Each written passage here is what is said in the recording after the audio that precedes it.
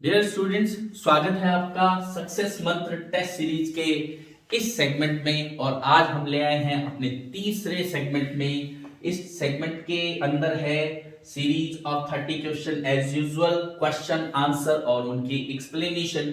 और आज हम जो लेकर आए हैं वो है आपके सामने फॉर्म्स ऑफ इंग्लिश लिटरेचर।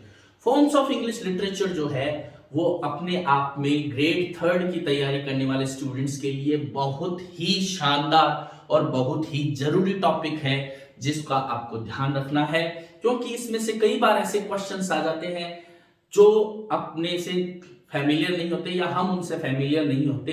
तो हमने उन सारे क्वेश्चंस को कलेक्ट करने की कोशिश की है और उनके पीछे की जो एक्सप्लेनेशन है उनके साथ भी ये केवल 30 क्वेश्चन नहीं 100 के आसपास क्वेश्चन बन जाते हैं, क्योंकि जो एक्सप्लेनेशन दी जाती है उनमें से भी क्वेश्चन आ सकते हैं। तो स्टूडेंट्स जारी रहिए। अगर आपको हमारा ये प्रयास अच्छा लग रहा है तो सब्सक्राइब कीजिए हमारे चैनल को और अपने फ्रेंड्स को भी बताइए, जिससे उनको भी इस चैनल से रिलेटेड जो भी मटेरियल है उसका लाभ मिल सके। आपके इसी जो जुनून ने हमें इंस्पायर किया एक तरीके से कि हम भी आपके लिए कुछ करें, अच्छा करें, और इसी कोशिश में आप सबका साथ हमारे लिए बहुत जरूरी है। तो आगे बढ़ते हैं स्टूडेंट्स सक्सेस मंत्र के इस third segment forms of English literature. या स्टूडेंट्स हम बढ़ रहे हैं सक्सेस मंत्र के 30 question forms of English literature. पहला क्वेश्चन आपकी स्क्रीन पर है और वो है which is a type of verse. Yes students, which is a type of verse. Verse का type, which is a type of verse. Number 1 rhymed verse, option B blank verse, option C free verse, option D all of the above. आपको अपना answer बताना है और ध्यान दीजिए question की language पर, क्वेश्चन के ऑप्शंस पर, और फिर ध्यान से अपने क्वेश्चन का आंसर का सिलेक्शन कीजिए और ध्यान से उसको बबल्स को जो है सही बबल का सिलेक्शन करके उसमें भरिए। Yes student, which is a type of words. Yes, इसका आंसर है all of the above, D. अगर आपका डी ऑप्शन है तो बिल्कुल सही है।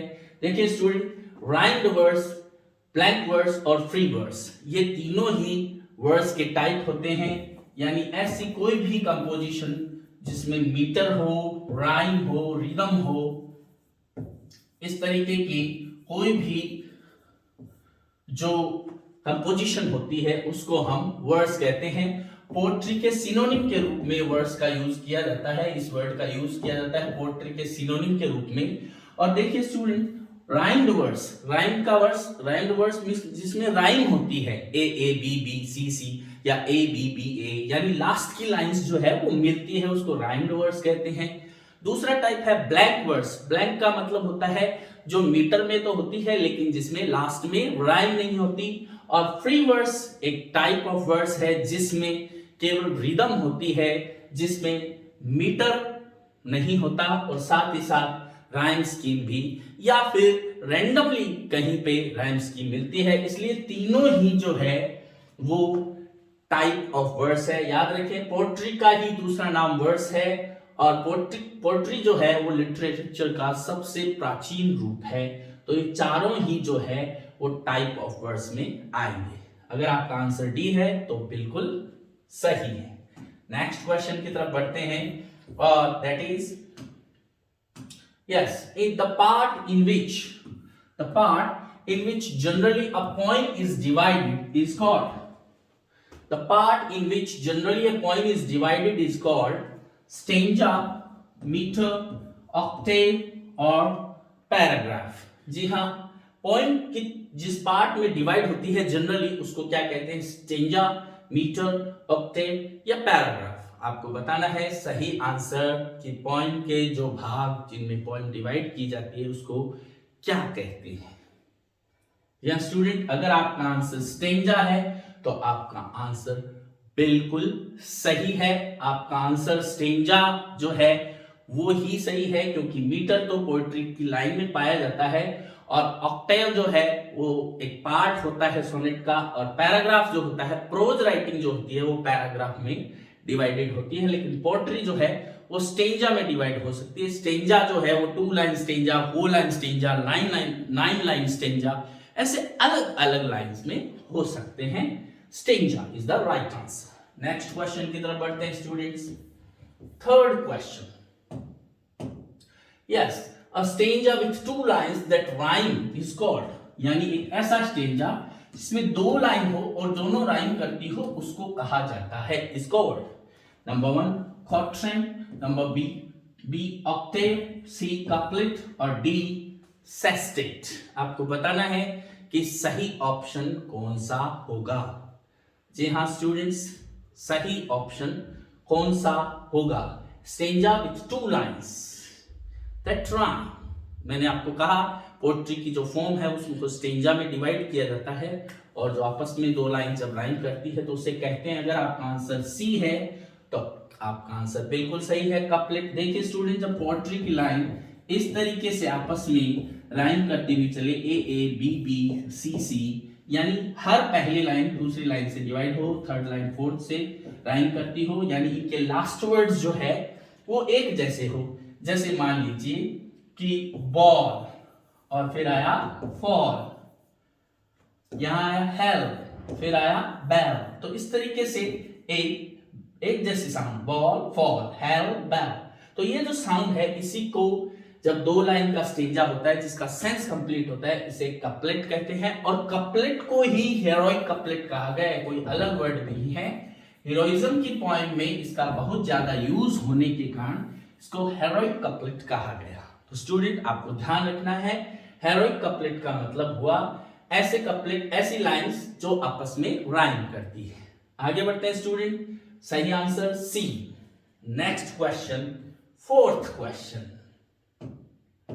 Yes student, the poetry which deals with the poet's own thoughts and emotions is called, the poetry which deals with the poet's own thoughts and emotions is called, poetry का ऐसा type जो poet की thoughts और emotions से deal करता है उसको कहते हैं narrative poetry, objective poetry, dramatic poetry and subjective poetry.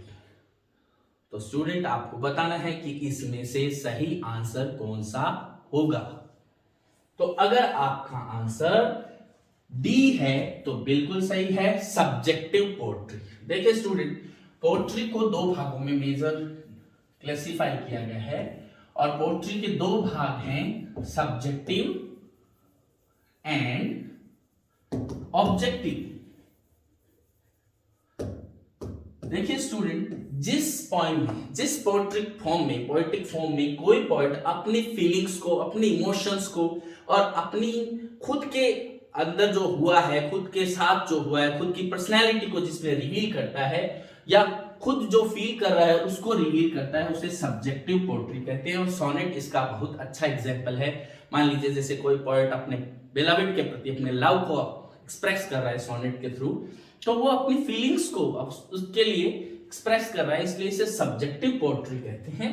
जबकि ऑब्जेक्टिव पोएट्री ऐसी पोएट्री होती है जिसमें पोएट जो एक इंसिडेंट है, एक स्टोरी है, उसको ऑब्जेक्टिव रूप में, तटस्थ भाव से, वस्तुनिष्ठ रूप में क्या करता है, एक्सप्रेस करता है, अपनी फीलिंग्स और इमोशंस या खुद के सेल्फ को उसमें शामिल नहीं करता है। इसलिए जैसे कि क्वेश्चन है poets own thoughts and emotions, तो इसलिए सही आंसर होगा सब्जेक्टिव पोएट्री। तो आपको ये ध्यान रखना है कि इसका आंसर होगा सब्जेक्टिव पोएट्री।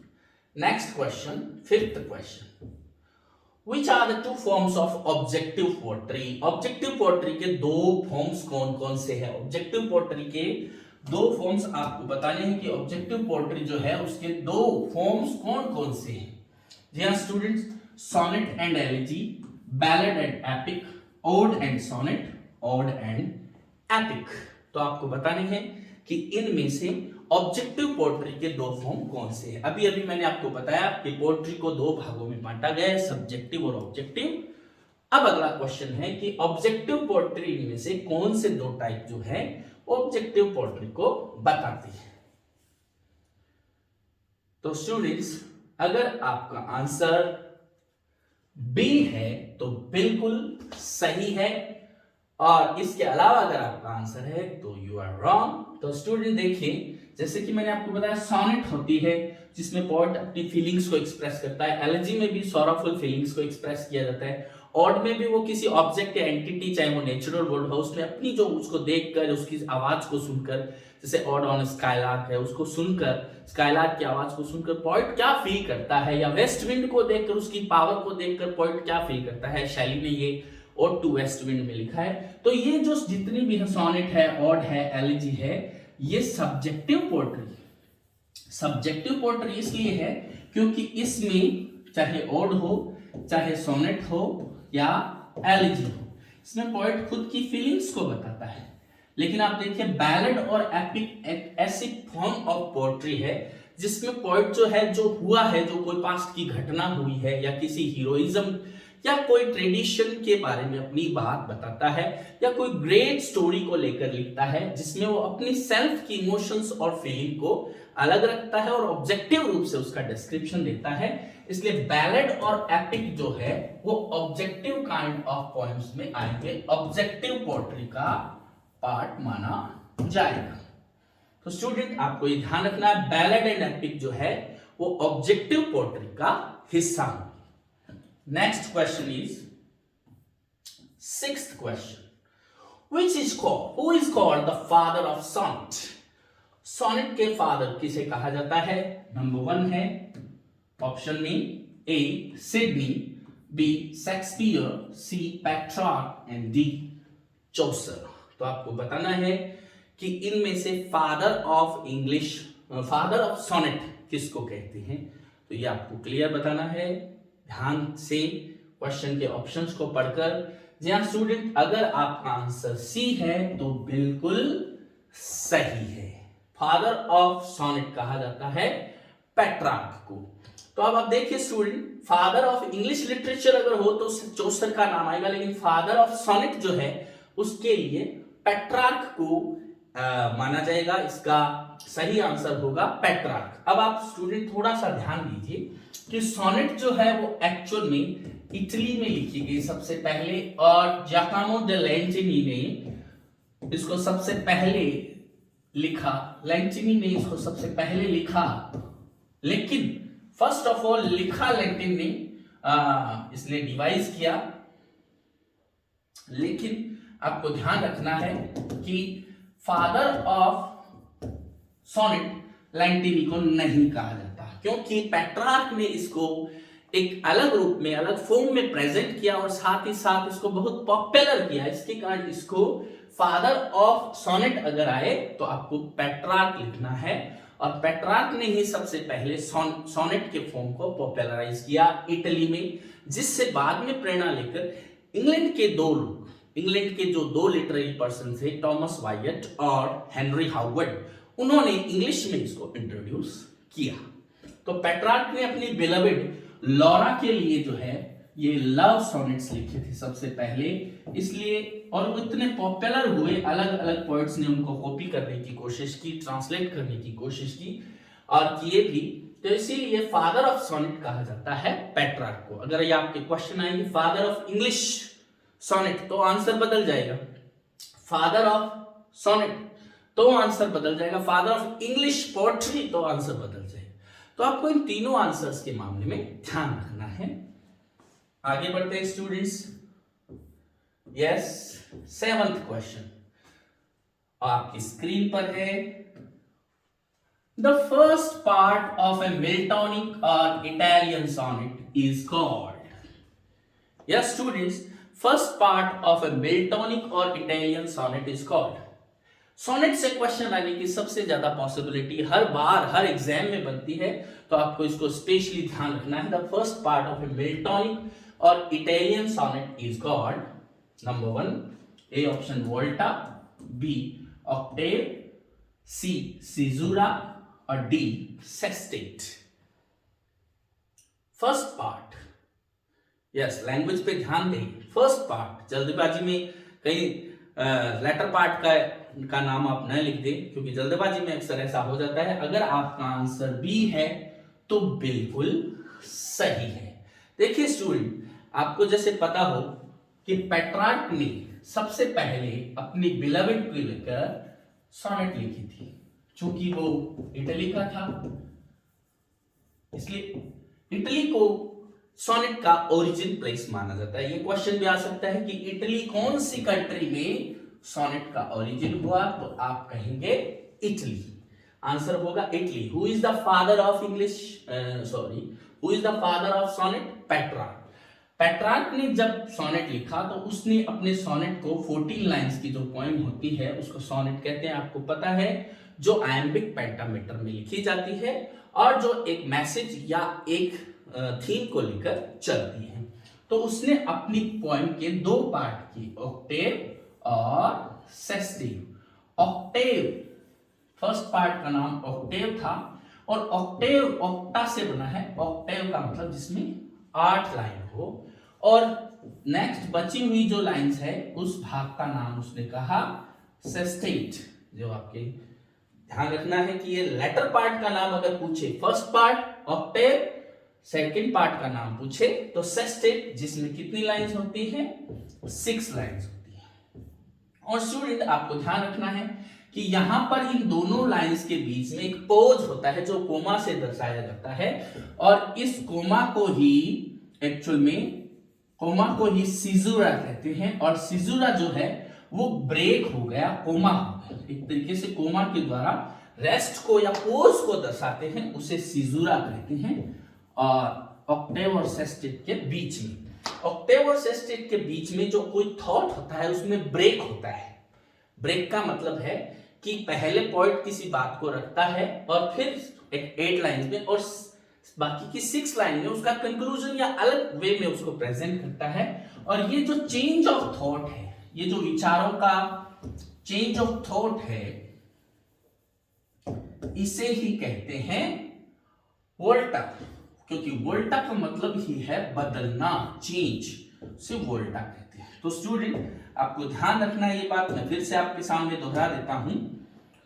पेट्रार्क ने इटली में सबसे पहले सोनेट का ओरिजिन किया, इसलिए कंट्री के रूप में बोले तो इटली, और अगर फादर ऑफ सोनेट बोले तो पेट्रार्क। पेट्रार्क ने अपनी सोनेट को, जो कि 14 लाइन की पोएम होती है, उसको ही सोनेट कहते हैं, 2 पार्ट्स में डिवाइड किया, ऑक्टेव और सेस्टेट। ऑक्टेव में 8 लाइन, सेस्टेट में 6 लाइन।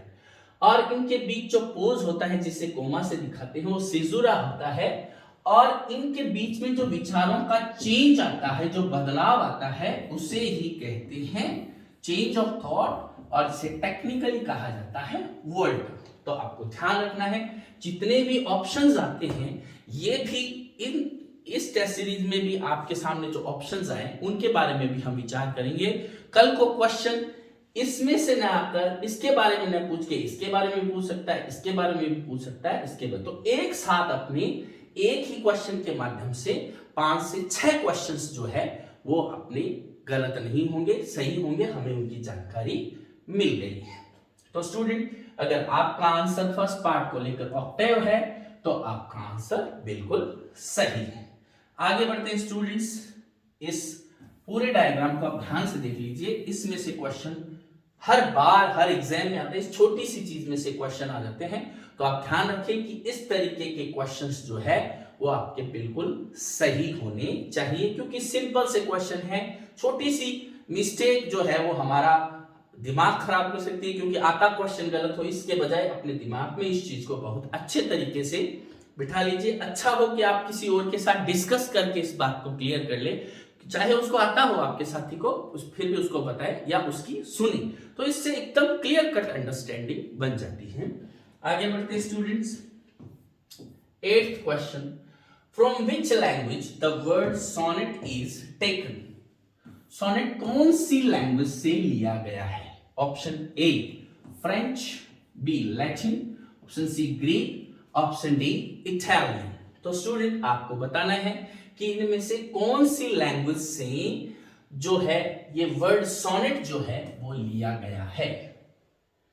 जी हाँ स्टूडेंट, मुझे लगता है आपको पहले प्रीवियस क्वेश्चन में इस आपने हिट को सेंस कर लिया होगा। जी हाँ, इटालियन, क्योंकि इटली में पेट्रार्क ने, लैंटिनी ने सबसे पहले लिखी, पेट्रार्क ने उसको अडॉप्ट करके पॉपुलर किया, father of English, sorry father of sonnet माना जाता है। इटालियन लैंग्वेज में एक वर्ड आता है सोनेटो, और सोनेटो का मतलब ही होता है अ न्यू साउंड या अ लिटिल साउंड, दोनों में से कोई भी ऑप्शन आए तो आप सही कर सकते हो उसे।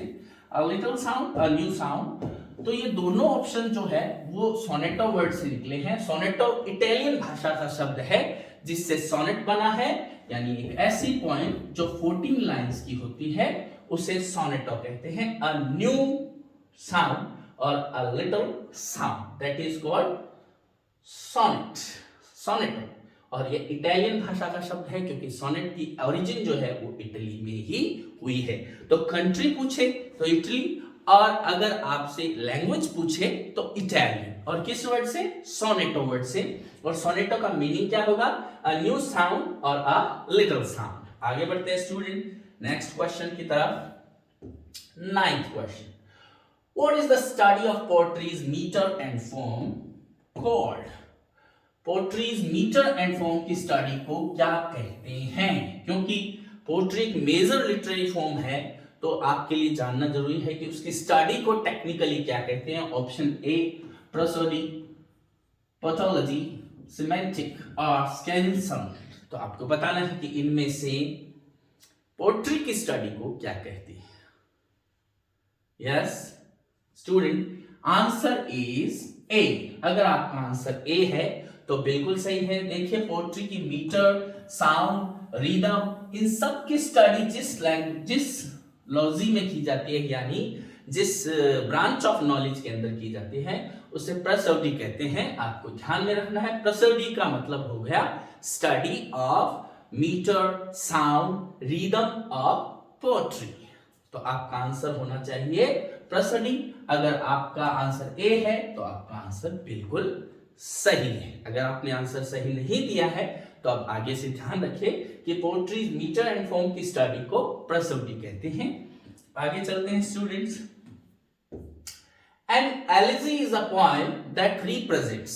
एलिजी एक ऐसी पोएम होती है जो रिप्रेजेंट करती है, दैट रिप्रेजेंट करती है, जो बताती है, एक्सप्रेस करती है। किसको एक्सप्रेस करती है, क्या बताती है? नंबर 1 ऑप्शन है feeling of joy and celebration, B feelings of loss and lamentation, feelings of victory and courage, and feelings of disappointment and humiliation। तो स्टूडेंट एलिजी एक पॉइंट है जो क्या एक्सप्रेस करती है, आपको बताना है। यस अगर आपका आंसर बी है तो बिल्कुल सही है। देखिए स्टूडेंट्स, एलिजी एक ऐसी पॉइंट है जो जिसे सॉन्ग ऑफ मॉर्निंग, यानी सॉन्ग ऑफ मॉर्निंग, MORNING नहीं, MOURNING, या सॉन्ग ऑफ लेमेंटेशन कहा जाता है। सॉन्ग ऑफ लेमेंटेशन कहा जाता है, सॉन्ग ऑफ मॉर्निंग या song of lamentation. Yes student, ध्यान रखना एलिजी जो है वो एलिगोस वर्ड से बना है जिसका मतलब ही सीरियस पॉइंट होती है, सीरियस ट्रीटमेंट होता है, इसलिए इसे सॉन्ग ऑफ मॉर्निंग या सॉन्ग ऑफ लेमेंटेशन कहते हैं। विलाप गीत या शोक गीत किसी की डेथ पर यह लिखा जाता है, इसलिए इसे एलिजी कहते हैं क्योंकि ये सॉन्ग ऑफ मॉर्निंग होता है और इसके अंदर लॉस और लेमेंटेशन होता है। लॉस यानी किसी पर्सन के जाने का, फाइनेंशियल लॉस नहीं, और लेमेंटेशन का मतलब उसके जाने के बाद जो जीवित व्यक्ति है जो उसकी याद में उसको याद करके जो लिखता है उसे ही एलिजी कहते हैं। इसलिए elegy is a poem that represents feelings of loss and lamentation. B answer जो है वो बिल्कुल सही है। आगे बढ़ते हैं students. 11th, yes a poem of address with serious subject and treatment is called.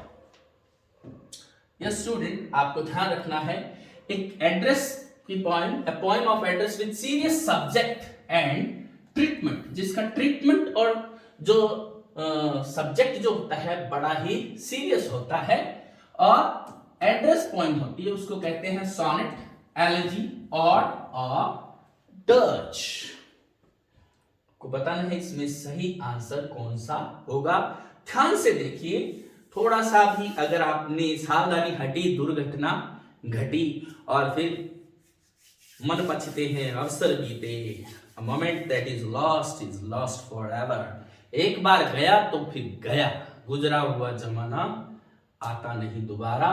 और आपका सही आंसर है सी, ऑड। जी हाँ स्टूडेंट, आपको स्पेशली ये ध्यान रखना है कि एड्रेस फॉर्म में कोई भी पोएम होती है जिसमें किसी को एड्रेस का मतलब यहां पर है संबोधन, किसी को संबोधन करके कोई भी गीत लिखा जाता है, कोई भी पोएम लिखी जाती है और उसका सब्जेक्ट और ट्रीटमेंट तो है वो सीरियस होता है, उसको कहते हैं ऑड। इसीलिए आपने देखा होगा चाहे ओड टू वेस्ट विंड हो या ओड टू स्काईलार्क हो या ओड टू ग्रेशन अर्न हो, सभी में जो उस जो ऑब्जेक्ट है, जैसे वेस्ट विंड और स्काईलार्क में शैली जो है वो एड्रेस करता है वेस्ट विंड को और स्काईलार्क में स्काईलार्क को, जबकि और ग्रेशन अर्न में कीट्स जो है वो ग्रेशन अर्न की ब्यूटी को एड्रेस करते हैं और बहुत ही एक एलिगेंट स्टाइल में उसके बारे में डिस्क्रिप्शन देते हैं। इसलिए poem of address with serious subject elaborate style is called odd. आपको ध्यान रखना है। और ऑड भी सब्जेक्टिव पोएट्री का ही एग्जांपल है, क्योंकि पोएट उसमें उस ऑब्जेक्ट के प्रति अपनी फीलिंग्स को एक्सप्रेस करता है।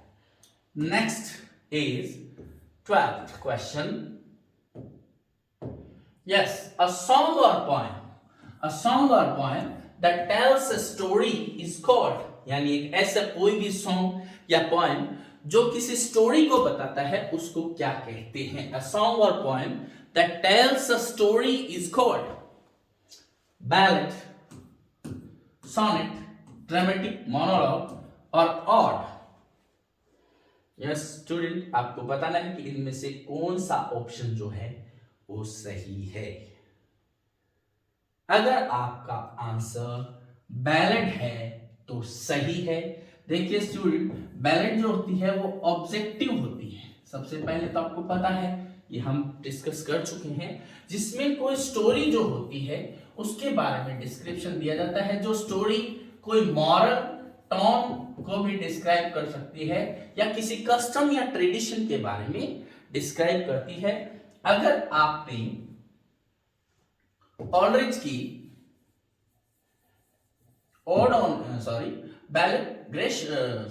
अगर आपने कॉलरिज की पॉइंट देखी है एंसेंट मैरिनर, इसके बारे में पढ़ा है, तो ये बहुत ही अच्छा एग्जाम्पल है बैलेड का, जिसमें एक पूरी स्टोरी जो है एंसेंट मैरिनर जो है वो 3 गेस्ट्स को अपनी एक एडवेंचर के बारे में बताता है, जिसमें उसके साथ बहुत सारी घटनाएं घटित होती है, कई सुपरनेचुरल एलिमेंट वो उसमें इंट्रोड्यूस करते हैं और साथ ही साथ उसमें लास्ट में एक मॉरल मैसेज दिया जाता है, who prayeth best he loveth best who prayeth best, यानी जो दुनिया में ईश्वर के बनाई हुई सारी ऑब्जेक्ट्स को लव करता है वही सबसे अच्छे रूप में ईश्वर की पूजा करता है। तो इसलिए ये जो बैलेड है वो ऑब्जेक्टिव काइंड ऑफ पोएट्री है जो किसी स्टोरी को बताती है और कॉलरिज की पोएम एंसेंट मैरिनर इसका एक बहुत अच्छा एग्जांपल है। आगे बढ़ते हैं स्टूडेंट 13th क्वेश्चन की तरफ। A long poem about the actions of great men and women or about a nation's history is called. Yes, students, a long poem about the actions of great men and women or about a nation's history is called. History के बारे में, उसके बारे में, उसकी great man की जो actions होते हैं मैन और वुमेन, उनके एक्शंस के बारे में, या कोई सुपरनेचुरल रूप में गॉड गॉडेसेस के बारे में जिस पर एक नेशन का फेट डिपेंड करता है, ह्यूमैनिटी का फेट डिपेंड करता है, ऐसे पॉइंट को क्या कहते हैं? ड्रामेटिक मोनोलॉग, एपिक, बैलेड और ऑड। तो आपको बताना है इसमें सही आंसर कौन सा होगा। यस स्टूडेंट, ध्यान से आप आंसर दीजिए। अगर आपका आंसर एपिक है तो बिल्कुल सही है, क्योंकि एपिक जो है वो एक ग्रैंड स्टाइल में लिखी हुई लॉन्ग पोएम होती है, स्टेटली होती है, बहुत लंबी होती है, जिस पे किसी ह्यूमन बीइंग जो हीरो होता है उसके किए हुए हेरोइक एक्शंस को बताया जाता है, जिसमें सुपरनेचुरल एलिमेंट्स भी इंट्रोड्यूस हो जाते हैं। होमर्स इलियड और ओडेसी जो है, या आप समझ सकते हैं रामायण और महाभारत जो है, वो एपिक पोएट्री का ही एग्जाम्पल है और आपको ध्यान में रखना है। और ये भी ऑब्जेक्टिव पोएट्री का ही एक रूप है। तो स्टूडेंट इन क्वेश्चन और उनके एक्सप्लेनेशन को आपको ध्यान से सुनना है और एक एक चीज को अपने माइंड में बिठा लेना है। ये नहीं कि एक फॉर्मेलिटी के रूप में टेस्ट दे दिया और ये चलो आ गए तो आ गए, गलत हो गए तो गलत। जो आ रहे हैं क्या उसके पीछे का कारण पता है? क्या तुक्के से तो सही नहीं हो गए? या फिर अगर आपको नहीं आ रहा है तो इसका पूरा ध्यान से सुनना कि ये क्या चीज है। चारों ऑप्शंस के बारे में आपकी जानकारी होनी चाहिए। इसीलिए हम जो है आपको कोई भी क्वेश्चन जो होगा उसके सारे ऑप्शंस के बारे में जानकारी देते जाएंगे, जिससे मान लीजिए क्वेश्चन एपिक के बारे में ना आके बैलेट के बारे में आ जाता है तो भी आपका आंसर सही हो, बैलेट के बारे में ना आके ओड के बारे में आ जाता है या ड्रामेटिक मोनोलॉग के बारे में आ जाता है तो आपका क्वेश्चन उनसे रिलेटेड होने पर भी सही हो। ये नहीं कि ये क्वेश्चन आए तभी आपका सही हो। Next, yes, a poem in the form of a speech by a character is called, देखिए student, a poem in the form of a speech by a character is called A dramatic monologue, B epic, C ballad और D ode। तो आपको बताना है कि ये answer कौन सा होगा। तो स्टूडेंट्स आपका आंसर होगा ड्रामेटिक मोनोलॉग। अगर है तो वही सही है। एपिक, बैलेड और ऑड के बारे में हम ऑलरेडी बात भी कर चुके हैं, एक तरीके से हिंट मिल चुकी है।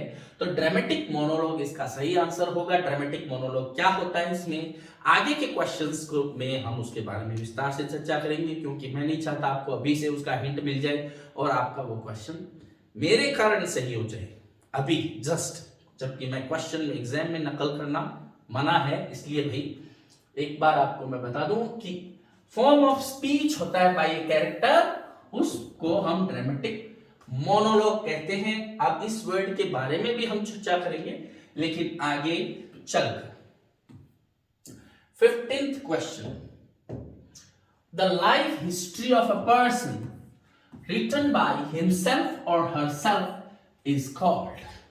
किसी पर्सन की हिस्ट्री, लाइफ हिस्ट्री तो उसने खुद नहीं लिखी है, उसको क्या कहेंगे? बायोग्राफी, ऑटोबायोग्राफी, ऐसे या मेमोयर। आपको बताना है कि इसमें से सही ऑप्शन कौन सा है। जी हाँ स्टूडेंट, अगर आपका आंसर ऑटोबायोग्राफी है तो बिल्कुल सही है। यहां पर अपने को दो बातें ध्यान में रखनी है, बायोग्राफी और autobiography. The life history of a person written by someone else, किसी और ने लिखी, समवन एल्स यानी ये भी वही है, life history of a person, यहां तक ठीक है, रिटन बाय समवन एल्स, जो किसी अन्य ने लिखी है, किसी दूसरे ने लिखी है, तो वो क्या हो जाएगा? जैसे लाइव्स ऑफ इंग्लिश पोएट या फिर जॉनसन की जो लाइफ है बॉसवेल ने लिखी, वो क्या हो गई? बायोग्राफी हो गई। लेकिन ऑटोबायोग्राफी का मतलब है रिटन बाय हिमसेल्फ, यानी हिमसेल्फ या हरसेल्फ, खुद ने लिखा, इसलिए ऑटोबायोग्राफी हो गई। इसलिए बायोग्राफी का मतलब तो होता है, आप ध्यान दीजिए, बायोग्राफी का मतलब होता है जीवनी, किसी के व्यक्ति के जीवन का चित्रण, जीवनी, जबकि ये होती है आत्मकथा। जैसे महात्मा गांधी ने अपनी ऑटोबायोग्राफी लिखी, my experiment with truth. My experiment with truth में उन्होंने अपने लाइफ के बारे में, अपने बारे में बताया, क्योंकि वो खुद गांधी जी ने लिखी थी, इसलिए वो उनकी बायोग्राफी नहीं है बल्कि वो ऑटोबायोग्राफी है। तो आपको ध्यान रखना है, ऐसे आप जानते ही हो। और मेमवा, ये मेमोयर नहीं है, मेमवा है, फ्रेंच वर्ड है जिसका मतलब होता है किसी व्यक्ति के बारे में उसके छोटे रूप में उसका चित्रण करना और उसकी स्मृति को लेकर कुछ लिखना, दैट इज कॉल्ड मेमवा।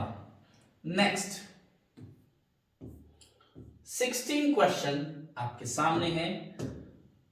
मैं इसलिए जल्दी चल रहा हूं कि आपको फास्ट फॉरवर्ड करने की जो आदत है वो ना हो और सीधा आप एक क्विकली हमारा बिना टाइम लिए हम ज्यादा से ज्यादा क्वेश्चंस जो है वो कर सकें। An extended work of prose fiction is called, number 1 an essay, a short story, a novel, a biography.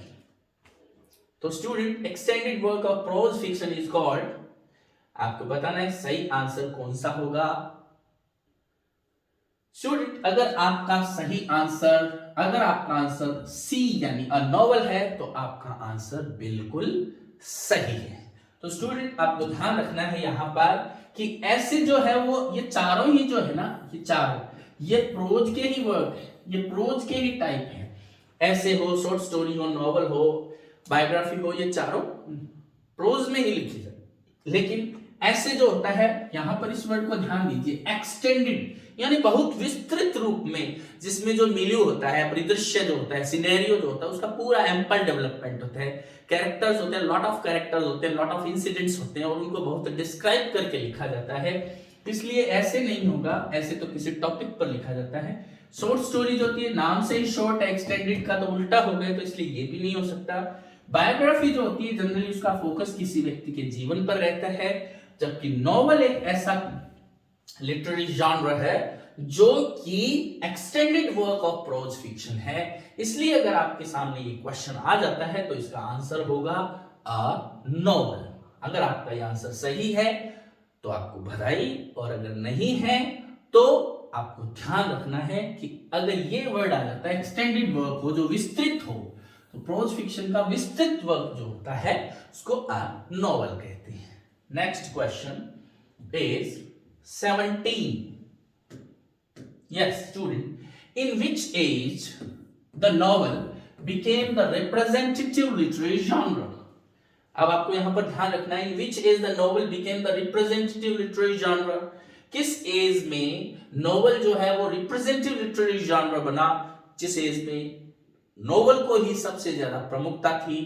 जैसे जैसे आपको ऑप्शंस दिए गए हैं, एलिजाबेथन एज और ए, बी है neo classical age, option C है द रोमांटिक एज और ऑप्शन डी है the Victorian as.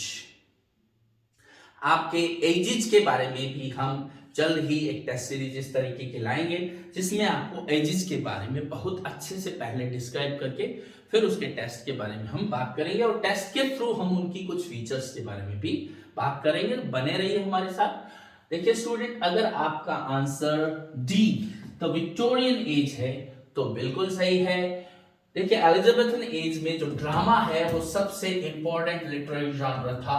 Neoclassical as में और रोमांटिक एज में पोएट्री का जो है वो बहुत ही इंपॉर्टेंट स्थान था। हालांकि नियोक्लासिकल एज में सैटायर था, जबकि यहाँ पर नेचर से रिलेटेड जो पॉइंट्स थी वो रोमांटिक एज में फेमस हुई।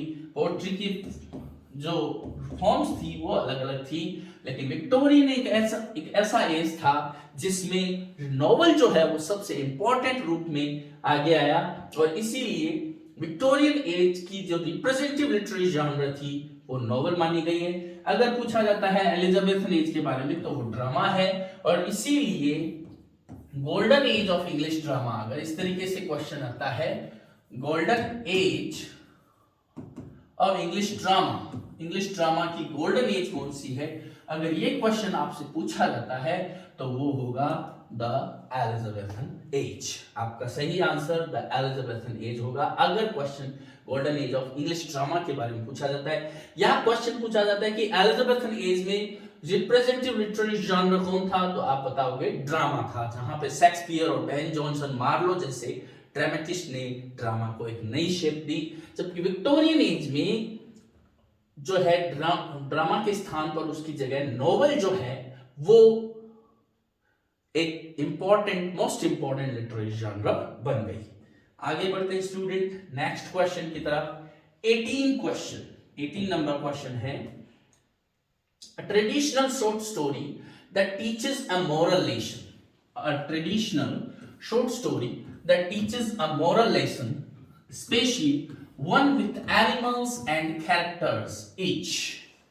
आपको पता लगाना है कि ऐसी कोई शॉर्ट स्टोरी जिसमें मोरल लेसन को बताती है, जिसमें एनिमल्स और अदर कैरेक्टर्स हो, ऐसी शॉर्ट स्टोरी को कहते हैं a fable, a myth, a parable, a legend. तो आपको बताना है कि इसमें कौन सा ऑप्शन जो है वो सही है।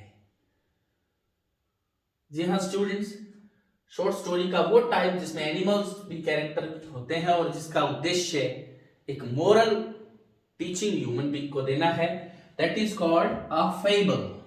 यस स्टूडेंट, फेबल जो होती है वो इस तरीके की स्टोरी होती है, जैसे स्टोरीज ऑफ पंचतंत्र या ईसॉप्स फेबल जो है, जो बाइबल की कहानियां जिनको हम बोलते हैं वो, या फिर हम जो ये हंग्री फॉक्स, ग्रीडी डॉग, इस तरीके की जो स्टोरीज बताते हैं, ये सारी की सारी फेबल होती है, जिसमें एनिमल्स होते हैं, बर्ड्स होते हैं, ट्रीज होते हैं, और उनको आपस में बोलते या ह्यूमन बीइंग के एट्रीब्यूट्स के साथ प्रेजेंट किया जाता है, उसे फेबल कहते हैं। जबकि मिथ एक ऐसी स्टोरी होती है जो हमारी पौराणिक मिथोलॉजी को एक शेप देती है, और पौराणिक जो हमारी ट्रेडिशंस है, हमारी परंपराएं हैं, सेरेमनीज है, उनके पीछे के रीजन को बताती है। जैसे होलिका दहन के पीछे स्टोरी ये है कि भक्त प्रहलाद थे, और उनकी भुआ जो है होलिका थी, जो जिसने उन्हें जलाने की कोशिश की, पर ईश्वर कृपा से होलिका जल गई और वो बच गए। तो ये मिथ है, ये फेबल नहीं, ये मिथ है, क्योंकि ये हमारी ट्रेडिशन और सेलिब्रेशन जो हम करते हैं उनके पीछे की एक रीजन हमें बताती है, हमारे ट्रेडिशन के पीछे का रीजन हमें बताती है। पैराबल किसी भी व्यक्ति के बारे में एक इंपॉर्टेंट छोटी सी कहानी होती है, जो प्रेरक प्रसंग जिसको बोलते हैं, और लेजेंड जो होती है वो किसी हिस्ट्री में एक ऐसे पर्सन के बारे में स्टोरी होती है। इसलिए ऐसे पर्सन को जो हिस्ट्री में किसी कारण से फेमस हो, चाहे वो लोक देवता हो, उनकी जो स्टोरीज होती है वो लेजेंड होती है, चाहे गोगा जी की हो, चाहे तेजा जी की हो, चाहे वो किसी भी इस तरीके के पर्सन की हो, रामदेव जी की हो, ये लेजेंड है, क्योंकि हम बिलीव करते हैं वो पर्सन थे। और यहां तक कि कई जो मॉडर्न पर्सन हुए हैं वो उनको हम लेजेंडरी पर्सन इसलिए कहते हैं कि उनकी कहानियां जमाने में चलती हैं। तो स्टूडेंट आपको ध्यान रखना है, short story that teaches a moral lesson उसको फेबल कहते हैं। नेक्स्ट इज, यस स्टूडेंट, ये क्वेश्चन जो है बहुत इंपॉर्टेंट है, रीट के एग्जाम में इससे पहले का जो रीट हुआ था उसमें आ चुका है।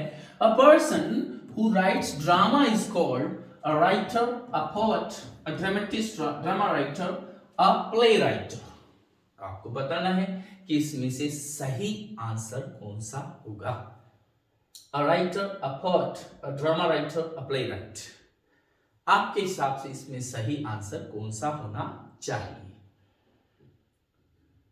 यस स्टूडेंट, अगर आपका आंसर ए ड्रामा राइटर है तो बिल्कुल सही नहीं है, इसका आंसर होगा play right.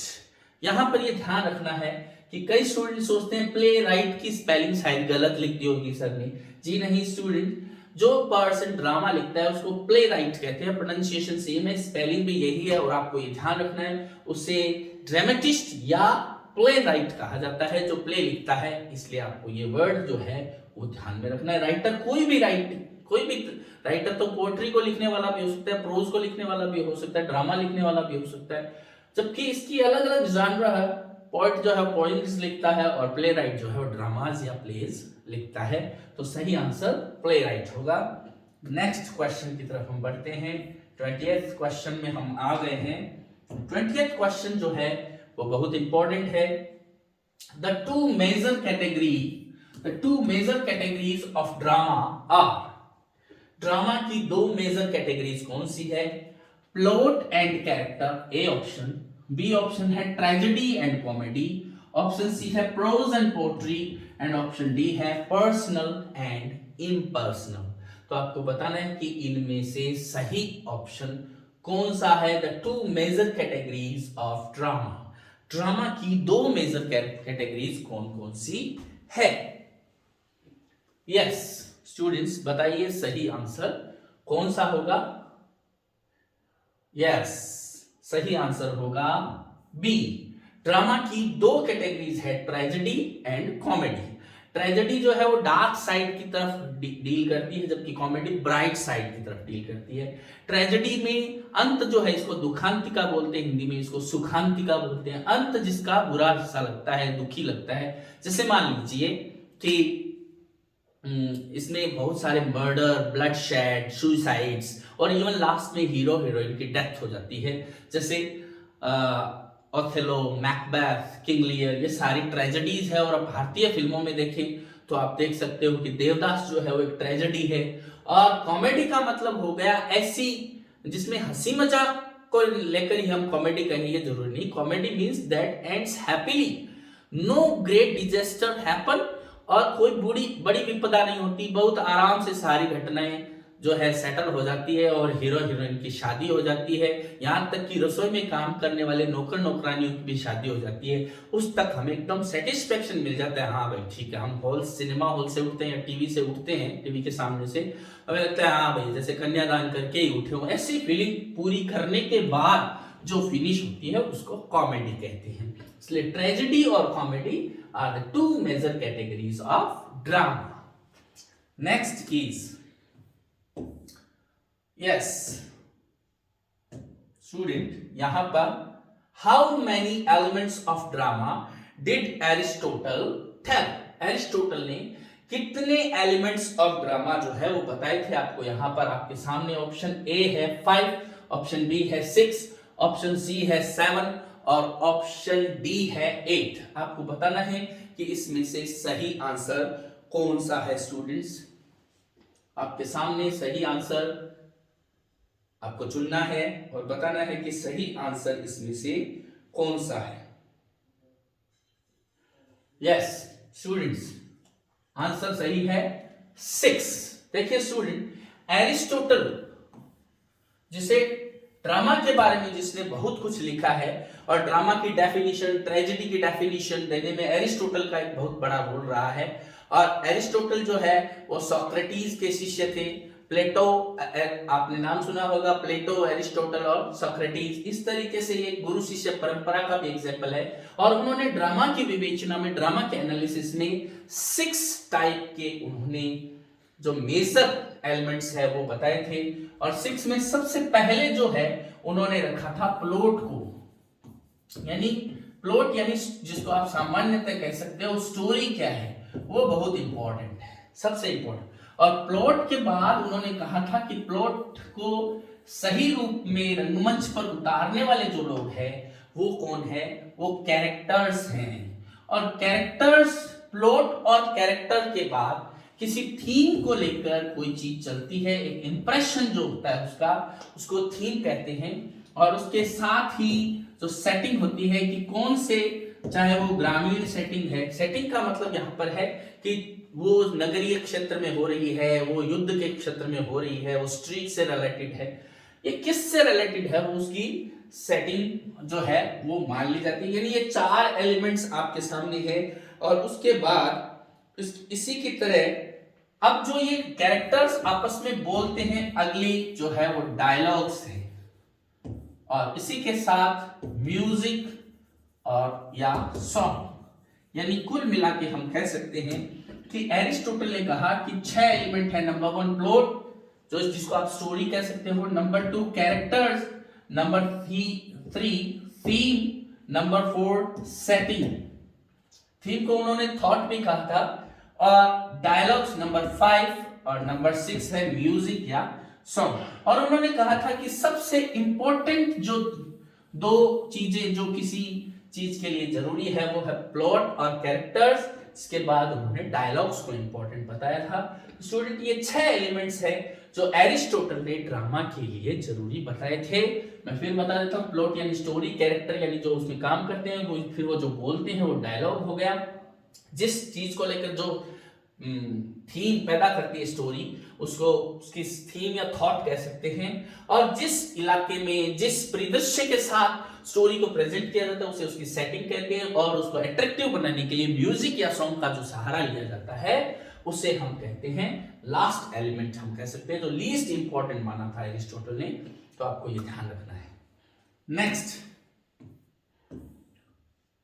Is a speech in a play, a speech in a play in which a character who is alone on the stage, character जो अकेला होता है स्टेज पर, speaks his or her thought is called, जो अपने विचारों को, अपने थॉट्स को जो है वो एक्सप्रेस करता है, उसे क्या कहते हैं? जो अपने आइडियाज को एक्सप्रेस करता है उसे क्या कहते हैं? Speech in a play in which a character who is alone on the stage, stage पर अकेला होता है, speaks his or her thoughts is called a sight, soliloquy, dialogue, monologue।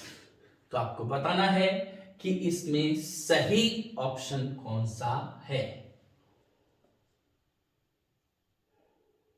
Yes student, आपका आंसर अगर सलिलक्वी है तो आपका आंसर बिल्कुल सही है।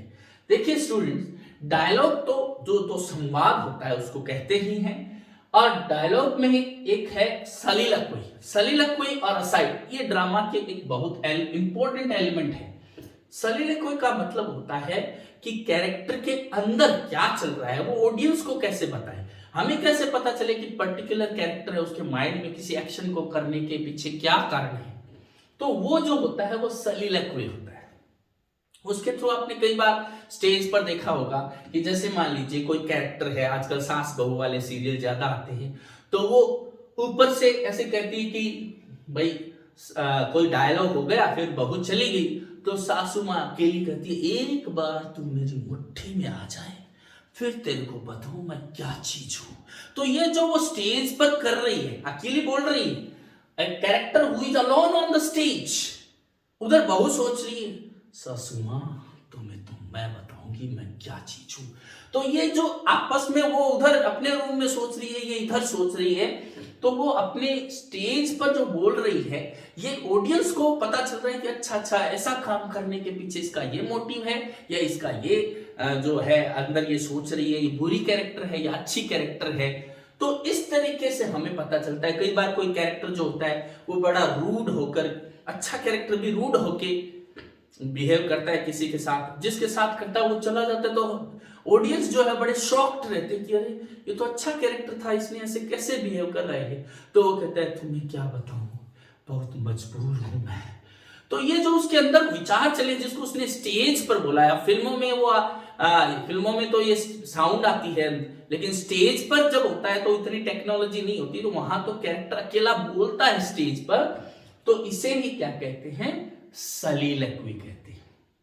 अब सलिलक्वी से मिलता जुलता, लेकिन हमारा आंसर तो सलिलक्वी होगा। असाइड उससे मिलता जुलता ही एक फिगर ऑफ स्पीच है जिसमें बाकी कैरेक्टर होते हैं और अचानक किसी कैरेक्टर के माइंड में कुछ आया। जैसे मान लीजिए, वही मैं तो वही एग्जांपल दूंगा सास बहू वाला।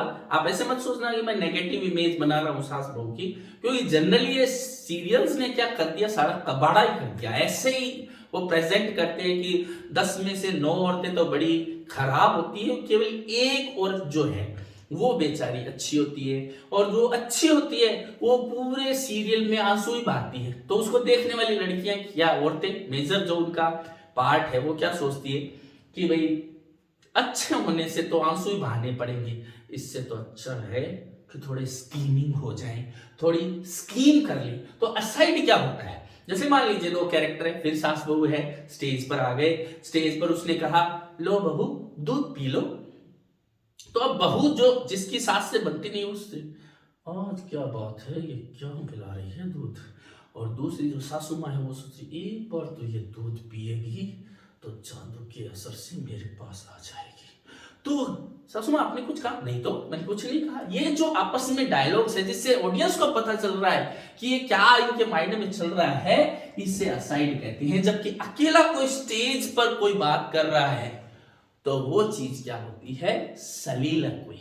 तो ये दोनों ही एक ऐसे मीडियम है जिससे ऑडियंस को एडिशनल इंफॉर्मेशन दी जाती है, जिससे ड्रामा की स्टोरी लाइन है उससे ऑडियंस जो है वो बंधे रहते हैं। तो स्टूडेंट, यहां पर अगर स्पीच हो ऐसे प्ले का कोई कैरेक्टर का, तो उसको प्ले में कहते हैं सलिलक्वी। लेकिन अगर अदर कैरेक्टर प्रेजेंट हो और एक छोटा सा वो कोई डायलॉग बोले तो उसको कहते हैं असाइड। डायलॉग्स आप जानते हो, और मोनोलॉग का मतलब होता है एकालाप, यानी अकेला आदमी कुछ बोल रहा है। तो ये टाइप ही एक तरीके से सलिलक्वी और असाइड मोनोलॉग के। तो हम आगे बढ़ते हैं। यस, देखिए, tragic flaw in a character generally in a hero is called. Tragic flaw in a character, किसी कैरेक्टर में कोई ट्रेजिक फ्लॉ हो तो उसको जनरली हीरो या हीरोइन भी हो सकती है, क्योंकि अपनी लड़कियां क्या लड़कों से कम है, छोरियां क्या छोरों से कम है। तो उसमें 4 ऑप्शन है कि उसको क्या कहते हैं, फॉइल, हेमर्सिया, ह्यूब्रिस और पेरिपेटिया। तो आपको बताना है कि इसमें सही आंसर क्या होगा। यस स्टूडेंट, सही आंसर है हेमर्सिया। देखिए सबसे पहले तो आपको ये जानने की जरूरत है कि ट्रेजिक फ्लॉ का मतलब क्या होता है। फ्लॉ का मतलब होता है वीकनेस, और वीकनेस या कमी हम कह सकते हैं, कैरेक्टर में किसी के दोष हो, चारित्रिक दोष, तो उसको कहते हैं फ्लॉ। अब आप देखिए कि ऐसी कमी जिसके कारण किसी अच्छे व्यक्ति का भी, चाहे उसमें बाकी क्वालिटीज हो, नोबल हो, वर्चुअस हो, रावण की तरह, लेकिन एरोगेंस था उसमें। जैसे रावण का एग्जाम्पल बहुत सही है इसमें कि रावण जो है विद्वान था, यानी स्कॉलर था, रावण जो है वो ब्रेव था, लेकिन एरोगेंट था। एरोगेंस उसका क्या हो गया, घमंड जो है उसका, जो प्राउड जो है वो उसका ट्रेजिक फ्लॉ हो गया, यानी ऐसी वीकनेस जिसके कारण किसी का लास्ट में जाकर डाउनफॉल हो जाता है। डाउनफॉल यानी उसका पतन हो जाता है।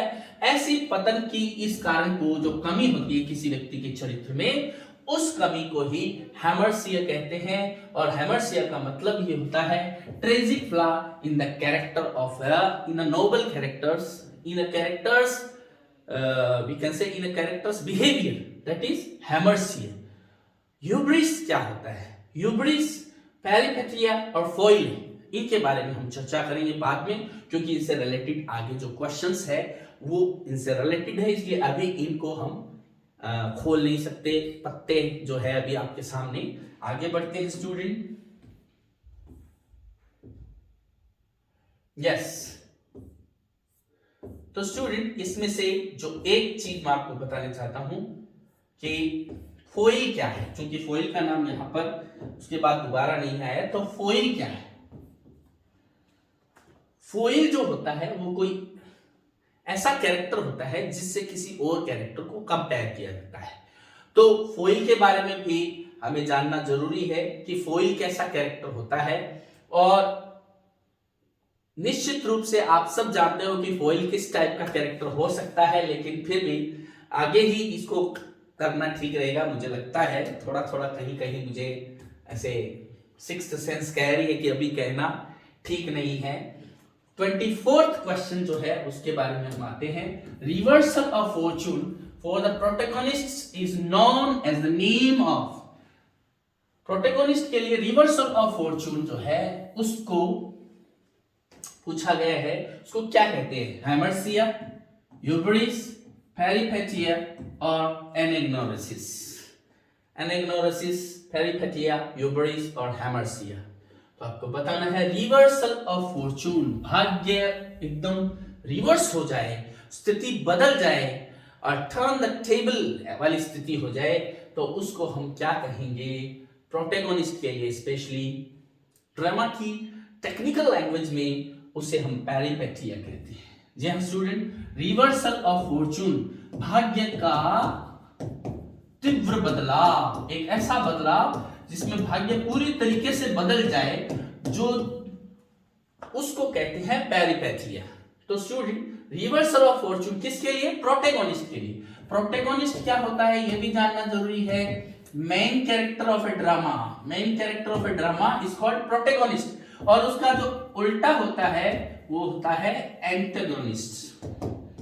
प्रोटैगनिस्ट का उल्टा जो होता है, यानी जो उसके विरुद्ध में काम करता है, उसको एंटेगोनिस्ट कहते हैं। और यही एंटेगोनिस्ट जब स्कीमी होता है, अपनी मतलब कह सकते हैं कि चाहत को, इच्छा को पूरी करने के लिए जब वो बुरे बुरे काम भी करने के लिए तैयार हो जाता है, तो वही एंटेगोनिस्ट बन जाता है विलन, जिसको आप बहुत अच्छे तरीके से जानते हो कि विलन क्या होता है।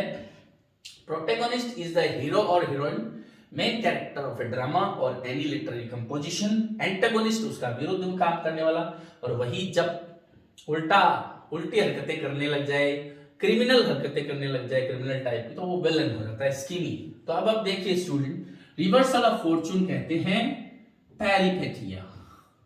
यहां पर आपको ये ध्यान रखना जरूरी है कि पेरिपेटिया का मतलब भाग्य का तीव्र बदलाव है। इसको आप हैमलेट से बहुत अच्छे तरीके से समझ सकते हैं। हैमलेट जो है,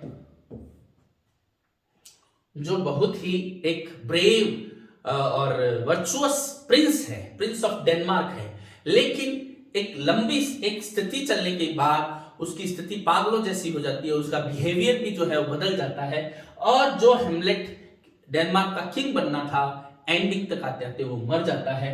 उस स्थिति में जो है उसके भाग्य का जो बदलाव होता है उस पॉइंट को ही पेरिपेटिया कहते हैं। आगे बढ़ते हैं स्टूडेंट।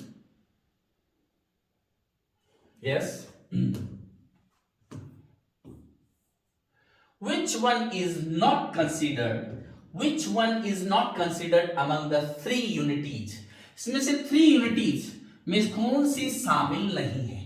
देखिए स्टूडेंट, तीन यूनिटीज है जो ड्रामा की, एरिस्टोटल ने ड्रामा से रिलेटेड तीन जो मुख्य यूनिटीज बताई थी, उसमें कौन सी यूनिटी इसमें शामिल नहीं है? Option A unity of time, option B unity of place, option C unity of action and option D unity of manner. आपको बताना है कि इसमें सही आंसर कौन सा होगा। यस स्टूडेंट, इसका सही आंसर है डी, यूनिटी ऑफ मैनर इसमें शामिल नहीं है। एरिस्टोटल ने ये फर्स्ट थ्री जो है वो यूनिटी जो है, थ्री यूनिटी जिसको कहते हैं, वो अपने ड्रामा के एनालिसिस में, क्रिटिसिज्म में थ्री यूनिटी बताई, unity of time, place and action. कहीं आप एडवर्ब के चक्कर में टाइम, प्लेस और मैनर ये याद मत रख लेना, वो तो एमपीटी अलग चीज होती है। टाइम, प्लेस और मैनर वो एडवर्ब होते हैं, ये है टाइम, प्लेस और एक्शन।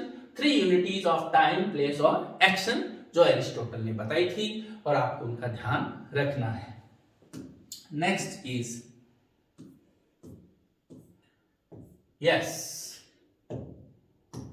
देखिए स्टूडेंट, डिनोमा क्या है? Denouement is number one, the end of a play when everything is settled. B, a person contrasts and emphasizes the quality of another person. And number C, a process of releasing strong feelings through plays or other artistic activities, or a person or an animal in a play। आपको इन चारों में से डिनोमा के लिए सही word बताना है। Yes students, अगर आपका आंसर, क्योंकि ऑप्शन बड़े हैं, कई बार ऐसे ऑप्शंस भी आएंगे, तो आपको सबको लिए आपको पता होना चाहिए। अगर आपकी अंडरस्टैंडिंग क्लियर रहेगी तो कहीं नहीं अटकोगे और वरना बहुत भटकोगे। तो इसलिए आपको इसका सही आंसर मैं बता देता हूं, और सही आंसर इसका है the end of a play when everything is settled. A, denouement जो है वो एक्चुअल में एक फ्रेंच वर्ड है, ये आपको बता दूं, ये फ्रेंच वर्ड है। और फ्रेंच वर्ड का मतलब क्या है इसका? अननोटिंग। अननोटिंग का मतलब हो गया गांठ खुल गई, गांठ खुलना, यानी जो भी रहस्य था, जो भी मिस्ट्रीज थी वो सॉल्व हो गई। जो भी हीरो या हीरोइंस के अगेंस्ट जो विपदाएं थी, प्रॉब्लम्स थी, वो सारी फिनिश हो गई और एक तरीके से जो ड्रामा है वो एंडिंग पर आ गया। केवल सारी गांठें खुल गई, अननोटिंग हो गई, केवल एक गठ जोड़े वाली गांठ है वो बंद गई, यानी हीरो और हीरोइन की शादी हो गई। डिनोमा एंड को कहते हैं। लेकिन ये जो वर्ड है इसी के रिलेटेड एक वर्ड है कैटास्ट्रॉफी। आपको ये ध्यान रखना है, कैटास्ट्रॉफी। और कैटास्ट्रॉफी जो वर्ड है इसमें भी आपको ये चीज ध्यान रखनी है कि कैटास्ट्रॉफी जनरली कह सकते हैं एंडिंग ही ये है, लेकिन ये अधिकतर, फाइनली नहीं है, अधिकतर ये ट्रेजेडी के मामले में अप्लाई होता है कैटास्ट्रॉफी, जबकि डिनोमा जो है वो एंडिंग के लिए होता है। इसलिए the end of a play when everything is settled, सब कुछ सेटल हो जाता है, यहां तक कि जो गांठें हैं वो सारी खुल जाती है, केवल हीरो हीरोइन के शादी की गांठ है वो लग जाती है, नोटिंग हो जाती है वहां पर, बाकी चीजें अननोटिंग हो जाती है। देखिए स्टूडेंट, मैंने आपको एक वर्ड बताया था फोइल, तो मैंने आपको कहा कि अभी मैं नहीं बताऊंगा, थोड़ा मेरा मन कर रहा है कि अभी ना बताऊं। फोइल, फोइल किसको कहते हैं? फोइल की डेफिनेशन ये है, a person contrasts and emphasises the quality of another person, यानी एक ऐसा व्यक्ति जो आपके या किसी अदर पर्सन की क्वालिटीज को कॉन्ट्रास्ट में रखकर बहुत ज्यादा हाईलाइट कर देता है। जैसे समझ लीजिए कि आपके घर में आपका कोई भाई बहन, चचेरा या कजन, ऐसा कोई भाई है, या फिर आपकी गली में आपकी हम उम्र कोई लड़का या लड़की है, लड़की है तो लड़की के साथ उसका कंपैरिजन होता है, और लड़का है तो लड़के के साथ कंपैरिजन होता है, जिसके लिए आपकी मम्मी कहती रहती होगी कि वो देख सारे दिन घर का काम भी करती है, वो देख दुकान पे भी जाता है, फिर भी देख कितना अच्छा नंबर लेके आता है, तेरे जैसा ही तो है, कौन सा बड़ा है तुझसे, ये वो। तो आपकी जो क्वालिटीज है, चाहे वो डिलेटरी नेचर की हो, डिले करने वाली हो, टालम टोल की हो, आलस्य की हो, काम नहीं करने की हो, वो थोड़ी और कॉन्ट्रास्ट में बाहर आ जाती है। तो वो एक्चुअल में वो कौन है, वो कैरेक्टर आपके लिए फोइल है। और मेरा ऐसा कहते ही सबको अपने अपनी जिंदगी के फोइल्स याद आ गए होंगे, जिनसे उनकी कंपैरिजन किया जाता था और किया जा भी रहा है। क्योंकि फॉइल जो है एक्चुअल में बना किससे ये वर्ड। अब आजकल तो क्या है कि ज्वेलरी रखने के लिए बहुत अच्छी अच्छी बॉक्सेस आ गई। तो पहले ज्वेलरी की बॉक्सेस के अंदर एक ऐसा पेपर रखा जाता था जो चिकना होता था और थोड़ा सा चमकता था। तो जब ज्वेलरी इस पर रखी जाती थी वो उसको रिफ्लेक्ट करता था। तो यानी जो आपकी क्वालिटी के साथ कॉन्ट्रास्ट करके उसको रिफ्लेक्ट करे, ऐसा कोई भी कैरेक्टर जो होता है वो फॉइल होता है। ये आपको ध्यान रखना है। और सी ऑप्शन है a process of releasing strong feelings through plays or other artistic, इसको कैथारसिस कहते हैं। कैथारसिस, जिसमें यानी हम कैथारसिस का मतलब हिंदी में कहते हैं विरेचन। अब ये खुद भी ऐसा वर्ड है जिससे अच्छा तो इंग्लिश में पढ़ लेते। कैथारसिस का मतलब क्या होता है कि जो हम जब कोई फिल्म देखते हैं हमें पता होता है कि ये नकली है सब कुछ, कोई गोली असली नहीं लगी है, हीरो नहीं मरा है और ना इनकी शादी हुई है, ना इनमें से किसी के साथ कुछ बुरा हुआ है, लेकिन हम स्टोरी में इतना खो जाते हैं कि हम जब हीरो कहता है माँ मुझे अपनी गोद में सुला दो माँ, मैं सोना चाहता हूँ माँ, तो हमें लगता है कि अरे क्या हो गया है, ये मर रहा है बेचारा हीरो, और हम रोने लगते हैं। ये हमारे मन में जो पीटी की और फियर की जो फीलिंग्स आती है उसके थ्रू हमारे आंसुओं से उसका आउटलेट होता है। और हम देखते हैं कि देखो किसके साथ भी ऐसा हुआ तो हमारे साथ भी हो सकता है। ये फियर है, ये जो फियर है और पीटी की जो फीलिंग्स हमें उसके लिए आती है, इससे हम प्योर होते हैं, आंसू निकल जाते हैं, तो एकदम जिंदगी समझ में आने लगती है कि किसी के साथ भी कुछ भी हो सकता है। इसलिए इसे कैथारसिस या विरेचन कहते हैं, यानी वॉश धो लेना, प्रक्षालन कर देना, साफ कर देना, विरेचन। तो प्रोसेस ऑफ रिलीज हो गई स्ट्रॉन्ग फीलिंग्स थ्रू प्लेज और अदर आर्टिस्टिक इमोशन, वो कैथारसिस हो गया। और लास्ट है अ पर्सन और an animal in a play, किसी प्ले में कोई पर्सन होता है, एनिमल होता है जो कोई रोल प्ले करता है, आपको पता है उसे कैरेक्टर कहते हैं। इसलिए कोई बड़ी बात नहीं है कि आप जानते हो कि अगर वो फेबल है तो एनिमल्स भी कैरेक्टर हो सकते हैं, और अगर कोई ज्यादातर जो है उनमें फेबल भी है, लेकिन कार्टून मूवी वगैरह में एनिमल्स जो होते हैं, जैसे भीम में जो आपने देखा, ये सारे कुछ जानवर भी जो है वो कैरेक्टर के रूप में सामने आते हैं।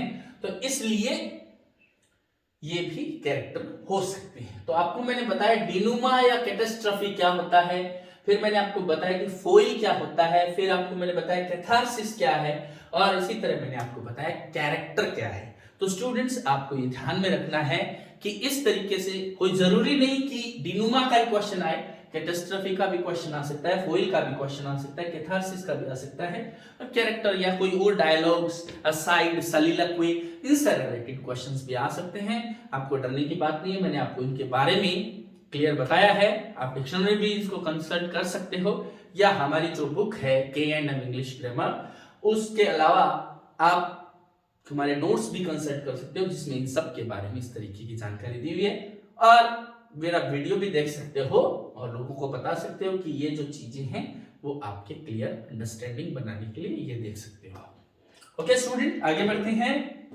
Next question, dramatic monologue is a type of drama, type of essay, figure of speech, type of poetry. जी हाँ स्टूडेंट, ड्रामेटिक मोनोलॉग क्या है, तो आपको बताना है कि ड्रामेटिक मोनोलॉग क्या है। तो हालांकि थोड़ा थोड़ा हिंट तो आपको मिल चुका है, मैं बताता हूं आपको, ये है टाइप ऑफ पोएट्री। देखिए स्टूडेंट, ड्रामेटिक मोनोलॉग किस तरीके की पोएट्री है ये आपको जानना जरूरी है। अब वर्ड देखिए, ड्रामेटिक और मोनोलॉग। तो ड्रामेटिक को देखकर कोई सोच सकता है कि ये टाइप ऑफ ड्रामा है, जो कि ये एक्चुअल में नहीं है। देखिए ड्रामेटिक का मतलब है कि ऐसी सिचुएशन ड्रामेटिक हो, कोई ऐसी सिचुएशन जिसमें वो पर्सन अपने आप को रिवील करता है, ऐसी सिचुएशन हो जो एक पॉइंट हो किसी की लाइफ का। और मोनोलॉग, देखिए मोनो का मतलब होता है सिंगल और लॉग का मतलब होता है बात, यानी सिंगल पर्सन का स्पीच, एक आदमी का बोलना। तो अब देखिए dramatic monologue is a kind of poem, is a kind of poetry in which a single speaker utters his or own thought. वो अपने विचार व्यक्त करता है इन ए ड्रामेटिक सिचुएशन। द लिसनर जो होता है वो दूसरे के सामने अपनी बात प्रकट करता है। जो लिसनर जो होता है वो वहां पर एक हो सकता है, एक से ज्यादा आदमी हो सकते हैं, लेकिन वो तो या तो कुछ बोलते नहीं है या उनके डायलॉग्स को जो है वो केवल हिंट के थ्रू, क्लूज के थ्रू ही बताया जाता है कि सामने वाले ने क्या कहा है। और वो पॉइंट चलती है, जैसे कि आप समझिए, अब आप सोचोगे कि सामने वाले के डायलॉग्स हमें कैसे समझ में आएंगे, कि हिंट या क्लूज कैसे मिलेंगे। जैसे आप फोन पर बात कर रहे हो, आप कोई व्यक्ति है फोन पर बात कर रहा है, आप उसके पास खड़े हो और वो कह रहा है कि हाँ ठीक है, अभी तो यही हूँ सताशर में, अभी तो यहाँ हूँ, अभी तो पढ़ाई कर रहा हूँ, अभी तो 3rd ग्रेड की तैयारी कर रहा हूँ। तो मान लीजिए आप समझ जाते हो, आपने सामने वाले का क्वेश्चन नहीं सुना, लेकिन आपको पता चल गया सामने वाले ने पूछा है अभी कहाँ हूँ, तो उसने कहा अभी तो यहाँ हूँ। क्या कर रहे हो, उसने पूछा होगा, तभी इसने कहा अभी तो तैयारी कर रहा हूं 3rd ग्रेड की। तो इसका मतलब आपने एक व्यक्ति के dialogue, monologue, speech of single person सुनकर भी सामने वाले की क्वेश्चंस का क्लू आपको मिल गया। इसी तरीके से इसमें एक व्यक्ति का ही स्पीच होता है, एक व्यक्ति ही किसी घटना पर बोलता है और वो व्यक्ति जो है वो दूसरे व्यक्ति के बारे में या किसी विशेष घटना के बारे में डिस्क्राइब करता है और खुद के बारे में, खुद के कैरेक्टर के बारे में बताता रहता है। कैरेक्टर एनालिसिस कहते हैं इसको। अगर ये वर्ड आए कि किस टाइप की पोएट्री को जो है वो कैरेक्टर एनालिसिस कहा जाता है, तो वो ड्रामेटिक मोनोलॉग होगी।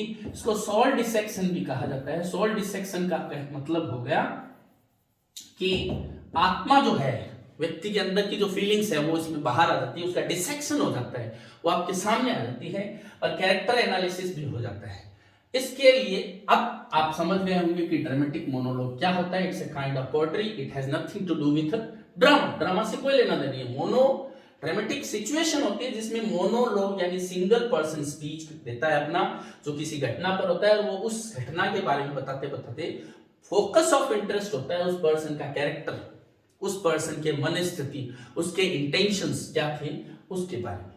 और आपको पता है स्टूडेंट्स कि ड्रामेटिक मोनोलॉग जो है वो बहुत ही फेमस काइंड ऑफ पोएट्री रही है। स्पेशली जो विक्टोरियन थी उसमें रॉबर्ट ब्राउनिंग को मास्टर ऑफ ड्रामेटिक मोनोलॉग्स बोला जाता है। रॉबर्ट ब्राउनिंग, और रॉबर्ट ब्राउनिंग की एक पोएम मुझे लगता है मोस्ट ऑफ लोगों ने पढ़ी होगी और वो है माय लास्ट डचेस।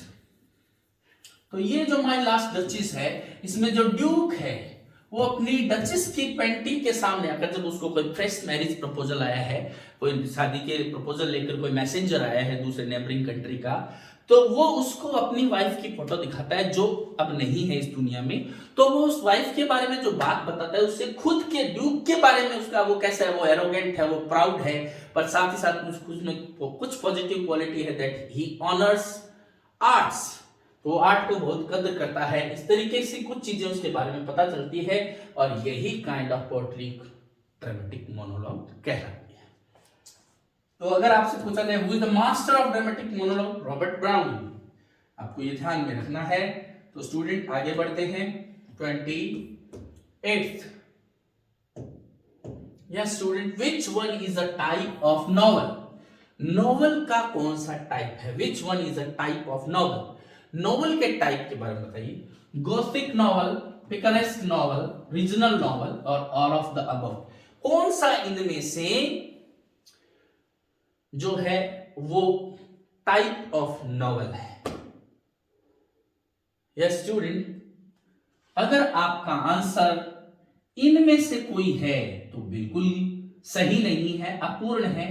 सही आंसर है ऑल ऑफ द अबव। तो स्टूडेंट यहां पर आपको ध्यान रखना है गॉथिक नॉवल, पिकरेस्क नॉवल और रीजनल नॉवल, ये तीनों ही नॉवल के ही टाइप है। और आपको पता है कि गॉथिक नॉवल ये वो नॉवल होते हैं जिसकी सेटिंग जो होती है, जो कोई ओल्ड जो फोर्ट वगैरह होते हैं या ओल्ड पैलेस, डिजर्टेड टाउन्स, ऐसी जगह होती है जहां पर हॉरर को और feelings of excitement and horror को अराउज किया जाता है। और ऐसी स्टोरीज होती है जो एनिमल्स, वियर्ड एनिमल्स जिसमें दर्शाए जाते हैं, वो गॉथिक नॉवल होते हैं। ड्रैकुला टाइप के दर्शाने वाले वो गॉथिक नॉवल है। पिकरेस्क नॉवल क्या होते हैं? पिकरेस्क नॉवल, जैसे कि मैं अपनी क्वेश्चन के सीरीज में आपको बता चुका हूं, पिकेरो वर्ड से बने हैं, जिसका स्पेनिश वर्ड है जिसका मतलब होता है रॉग। रॉग यानी दुष्ट व्यक्ति, दुष्ट टाइप का व्यक्ति लगता है अपने को। लेकिन वैसे वो होता है, वो दुष्ट वैसे होता है कि वो बहुत सारे ट्रेडिशन परंपराओं को फॉलो नहीं करता है, वो बुरा कैरेक्टर नहीं होता है, लेकिन वो इधर उधर घूमता है और सामाजिक जो रूल है, जो नॉर्म्स है, उसको फॉलो नहीं करता। उसको लेकर, उसको सेंटर में रखकर वो स्टोरी लिखी जाती है। और जनरली वो इतनी अच्छी बातें उसके अंदर भी होती है जिससे हमारी जो रीडर की सिंपैथी होती है वो उस कैरेक्टर के प्रति हो जाती है। रीजनल नॉवल वो नॉवल होते हैं जो किसी क्षेत्र विशेष, क्षत्रिय, रीजनल का मतलब क्या हुआ? क्षत्रिय, एक विशेष क्षेत्र की सेटिंग को लेकर जो है वो लिखे जाते हैं। जैसे राजस्थान के क्षेत्र पर किसी ने यहाँ की अकाल वगैरह की कोई स्टोरी लिख दी तो वो रीजनल, उसको वो नहीं समझ सकता जहां बारिश खूब होती है, वो रीजनल सेटिंग है, राजस्थानी सेटिंग टाइप में। ऐसे ही अगर आप टॉमस हार्डी के नॉवल लेंगे तो उनको ससेक्स नॉवल कहा गया है। ससेक्स नॉवल कहने के पीछे यही कारण है कि वो इंग्लैंड के एक बहुत ही पिछड़े हुए इलाके ससेक्स की सेटिंग को लेकर लिखे गए थे, जहां ज्यादातर लोग गरीब थे, इसलिए रीजनल नॉवल उस टाइप के नॉवल को कहते हैं। इसलिए तीनों ही जो है वो नॉवल के टाइप है। आगे बढ़ते हैं स्टूडेंट और 29th क्वेश्चन की तरफ आते हैं। अब काम हमारा एंडिंग की तरफ है। Legend, myth, fable, parable etcetera are type of. ये किसके टाइप है? लेजेंड है, मिथ है, फेबल है, पैराबल है। ये किसके टाइप है? A verse, B drama, C short story and D novel. Hint आपको पहले मिल चुका है और सही आंसर होगा शॉर्ट स्टोरी, जिसके बारे में मैंने आपको पहले बता दिया था। आपको उनको ध्यान में रखना है, पर्टिकुलर सब टाइप के बारे में आपको थोड़ी थोड़ी जानकारी रखनी है। And next, last but not the least is strophe, antistrophe and epode are related with. ये किससे जुड़े हुए हैं? ये वर्ड्स किससे जुड़े हुए हैं? अभी सेकंड ग्रेड के एग्जाम में भी इनसे रिलेटेड कुछ क्वेश्चंस आए थे। सोनेट, बैलेट और ड्रामा। जी हाँ स्टूडेंट, ये किसके भाग है? तो स्टूडेंट आपको पता होना चाहिए कि ये जो है ये ओड के भाग है। ओड, ओड का मतलब poem of address, long narrative poem of address, जिसमें हॉरेशियन जो पिंडार को ओड का फादर ऑफ पिंडार माना जाता है, फादर ऑफ ओड्स माना जाता है पिंडार, और उसके नाम पर पिंडेरिक ओड है, जिसमें डांस के साथ वो प्रेजेंट की जाती है, जिसमें जो डांसर का ग्रुप है वो स्ट्रोफे में लेफ्ट, राइट टू लेफ्ट होता है, फिर एंटीस्ट्रोफे में वो वापस उसी दिशा में जाता है, लेफ्ट से राइट की तरफ, और इपोड में वो अपनी जगह पर स्थिर रहता है। ऐसी ये तीन फेज आते हैं उसके, तो उसको ये किससे जुड़े हो गए? ओड से जुड़े हो गए। सोनेट के बारे में हम काफी चर्चा कर चुके हैं। ड्रामा के भी बहुत सारे कैरेक्टर्स या उनके जो शब्दावली है उन पर हमने बात कर ली है। तो निश्चित रूप से स्टूडेंट आपके लिए ये बेनिफिशियल रहे। आपके इनमें से कोई क्वेश्चन आए, आपको ये वीडियो कैसा लगा, आप अपने थॉट्स और कमेंट्स जरूर दीजिए। देखिए स्टूडेंट, अभी ये टेस्ट पूरा हुआ है और अगर आप अपने मार्क्स जोड़ लीजिए, अगर आपके इसमें 23 से 25 क्वेश्चन सही हैं तो आप एक अच्छी तैयारी कर चुके हैं। लेकिन अगर प्लस सही है 25 से, तो इसका मतलब है कि आपने बहुत अच्छी स्टडी की है। और आप अपना स्कोर मुझे जरूर बताएं। आपको ये वीडियो कैसा लगा, आपको कंटेंट समझ में आ रहा है क्या? अगर आपको आ रहा है, आपको अच्छा लग रहा है, तो इस प्रयास के लिए लाइक, शेयर और सब्सक्राइब जरूर करें, अपने फ्रेंड्स को बताएं, और इन क्वेश्चंस के पीछे की जो एक्सप्लेनेशन है उसको जरूर करें। और कल्प इंग्लिश एकेडमी के यूट्यूब चैनल को सब्सक्राइब करें, साथ ही हमारे टेलीग्राम चैनल से भी जुड़े, जिससे आपको इंग्लिश के कुछ क्वेश्चंस और कुछ जानकारियां जो है वो डायरेक्टली मिलती रहे। इसी आशा और विश्वास के साथ कि आपका एग्जाम में, आने वाले एग्जाम में सिलेक्शन हो, कल्प इंग्लिश एकेडमी आपको उसके लिए तैयार करने के लिए कटिबद्ध है और हम चाहते हैं कि आप हंसते रहें, मुस्कुराते रहें और ये साल 2023 आपके सिलेक्शन का तोहफा आपको जरूर दे। इसी के साथ thank you very much, good night.